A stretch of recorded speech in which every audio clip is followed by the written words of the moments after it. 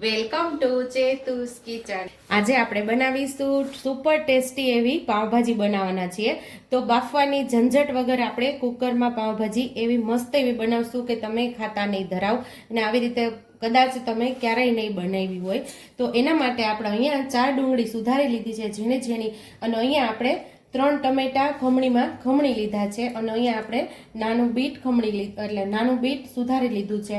અહીંયા આપણે એક રીંગણું સુધારી લીધું છે, અહીંયા નાનું કેપ્સિકમ સુધારી લીધું છે, અહીંયા થોડા વટાણા છે 1 વાટકી જેટલા, અહીંયા ફ્લાવર છે, અહીંયા 2 બટેકા આપણે સુધારી લીધા છે, અહીંયા આપણે દૂધી સુધારી લીધી છે, આ આદુ મરચાંની પેસ્ટ છે। આની રેસીપી આપણી ચેનલ ઉપર તમને મળી જશે। આ છે લીલા ધાણા અને આ છે ઘરનું માખણ એટલે કે બટર, અને અહીંયા છે આપણે લસણની પેસ્ટ છે, અને આ છે 1 ચમચી જેટલો પાવભાજી મસાલો। બાકી રેગ્યુલર મસાલિયાની અંદરથી મસાલાનો ઉપયોગ કરી અને ટેસ્ટી એવી પાવભાજી આપણે આજે બનાવી લેશું।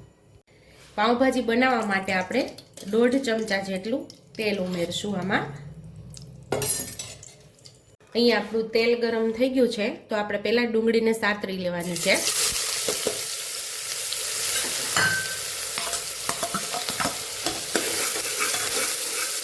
ડુંગળી લાઈટ પિંક કલરની થઈ જાય કે ટ્રાન્સપરન્ટ થઈ જાય ને ત્યાં સુધી આપણે એને સાતળવાની છે ડુંગળીને।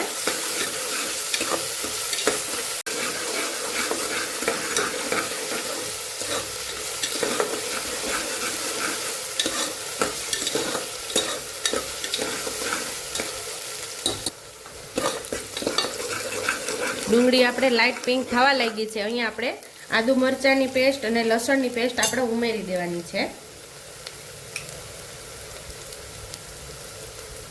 1 ચમચી આદુ મરચાંની પેસ્ટ, 1 ચમચી જેટલી આ લસણની પેસ્ટ ઉમેરી દઈશું। એ પણ સરસ આપણે સાતળી લેવાનું છે। અહીંયા આપણે ટમેટા ઉમેરી દઈશું, એ પણ સરસ આપણે સાતળી લેવાના છે।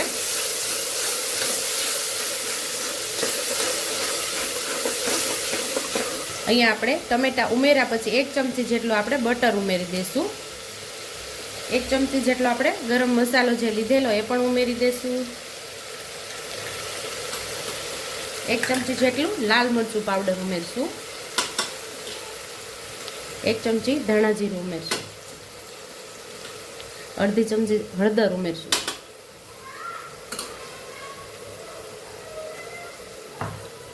સ્વાદ મુજબ આપણે મીઠું ઉમેરશું। આ મસાલા બધા મિક્સ કરીને આપણે સાતળી લઈશું, કારણ કે આપણે આદુ મરચાંની પેસ્ટ બનાવેલી એની અંદર પણ આપણે મીઠું ઉમેરેલું છે, અને લસણની પેસ્ટ જ્યારે આપણે બનાવીને એમાંય મીઠું ઉમેરેલું છે, એટલે આપણે અહીંયા મીઠું ઉમેરવામાં ખાસ આપણે ધ્યાન રાખશું।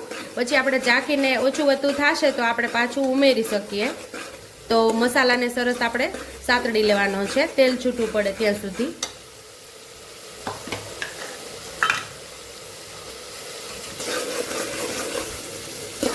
તો અહીંયા આપણો મસાલો મસ્ત એવો સતળાઈ ગયો છે, ટમેટા મસ્ત એવા સતળાઈ ગયા, અને તમને સાઈડ ઉપર દેખાતું જ હશે કે મસ્ત એવું તેલ પણ સરસ છૂટું પડી ગયું છે। તો થોડા લીલા આપણે ધાણા ઉમેરશું। હવે આપણે બધા શાકભાજી ઉમેરી દઈશું આમાં। તો આપણે બધા શાકભાજી ઉમેરશું, દૂધી ઉમેરી દઈશું, બીટ ઉમેરી દઈશું, બીટ ન હોય તો પણ ચાલે, ન ઉમેરો તો કેપ્સિકમ ઉમેરી દઈશું, બટેકા ઉમેરી દેશું, અહીંયા રીંગણ ઉમેરી દેશું, ફ્લાવર ઉમેરી દેશું, વટાણા પણ ઉમેરી દેશું। હવે આપણે મસાલા સાથે મસ્ત એવું આ શાકભાજીને સાતળી લેવાનું છે।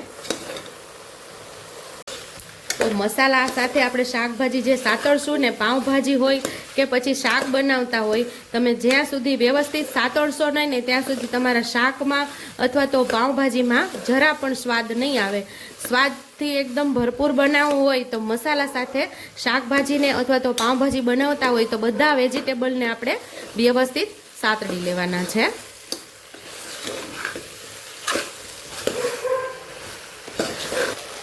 અહીંયા આપણે હવે 2 કપ જેટલું ગરમ પાણી ઉમેરશું। ગરમ પાણી ઉમેરવાથી આપણે આ પ્રોસેસ અટકે ને એમને સરસ શાક આપણું ઉકળવા માંડે અને સીટી પણ વ્યવસ્થિત ઝડપથી થઈ જાય, એટલે વધારે પ્રમાણમાં આપણું શાક પણ ન બફાઈ જાય।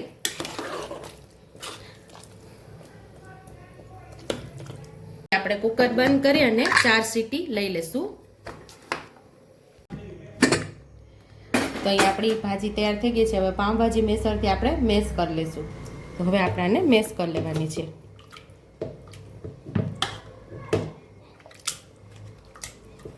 તો અહીંયા આપણે પાવભાજીને મેશ કરી લીધી છે. તો માપે જ છે, આપણે આની અંદર ગરમ પાણી ઉમેરવાની પણ જરૂર નથી. આટલી જ ઢીલી ભાજી હોય તો જ ભાજી ખાવાની મજા આવે છે. એક આની ઉપર આ ભાજી ઉપર આપણે સ્પેશિયલ મસાલાનો વઘાર કરશું. અહીંયા એક નાના ચમચા જેટલું આપણે તેલ ઉમેરશું. અહીંયા આપણો ગેસ ચાલુ જ છે. 1 ચમચી જેટલું બટર ઉમેરશું. ભાજીમાં સેજ એવું મીઠું ઓછું હતું એટલે મેં મીઠું ઉમેરી દીધું છે માપસર. ઘી અને માખણ અને તેલ બધું ગરમ થઈ ગયું છે અને ગેસ આપણે હવે બંધ કરી દઈશું. અહીંયા 1/2 ચમચી જેટલું લાલ મરચું પાવડર, 1 ચમચી જેટલો પાવભાજી મસાલો અને ઉમેરી અને ઉપરથી સ્પેશિયલ એવો પાવભાજીનો આપણે વઘાર કરી દઈશું. તો અહીંયા ટેસ્ટી એવી આપણી પાવભાજી તૈયાર છે. ઉપરથી લીલા ધાણાથી આપણે ગાર્નિશ કરી દઈશું. સુપર ટેસ્ટી એવી કુકરમાં ભાજી આપણી તૈયાર છે. સર્વિંગ પ્લેટમાં હવે આપણે સર્વ કરી લઈશું. ચાલુ કરીને નોનસ્ટિક તવી તપવા રાખી દીધી છે. અહીંયા આપણે 1 ચમચી જેટલું બટર ઉમેરશું.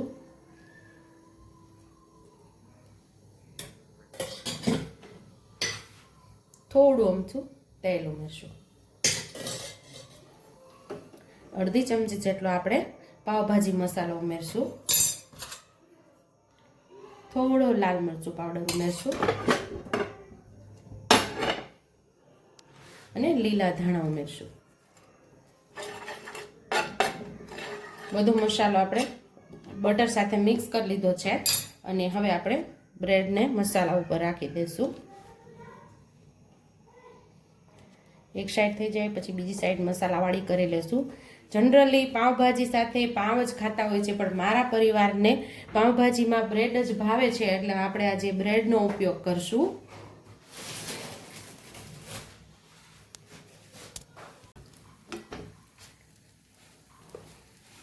અહીં આપણે સરસ મસાલા સાથે બ્રેડને શેકી લેશું એટલે કે ગરમ કરી લેશું. તમને પાવ ફાવે તો પાવનો ઉપયોગ કરી શકો છો અને બ્રેડ ફાવે તો બ્રેડનો પણ ઉપયોગ કરી શકો છો, પણ મારા પરિવારને પાવભાજી સાથે બ્રેડ ફાવે છે એટલે મેં આજે બ્રેડનો ઉપયોગ કરેલો છે. ઉપરથી આપણે થોડું બટર ઉમેરી દઈશું ગાર્નિશિંગ માટે. તો તૈયાર છે અહીંયા આપણી ટેસ્ટી એવી કુકરમાં પાવભાજી. જો તમને મારી રેસીપી પસંદ આવી હોય તો મારી રેસીપીને લાઈક કરજો, શેર કરજો, સબસ્ક્રાઈબ કરજો, બેલ આઇકોનને દબાવતા ભૂલતા નહીં અને કમેન્ટ બોક્સમાં કમેન્ટ કરજો કે મારી રેસીપી કેવી લાગી. તો આવજો.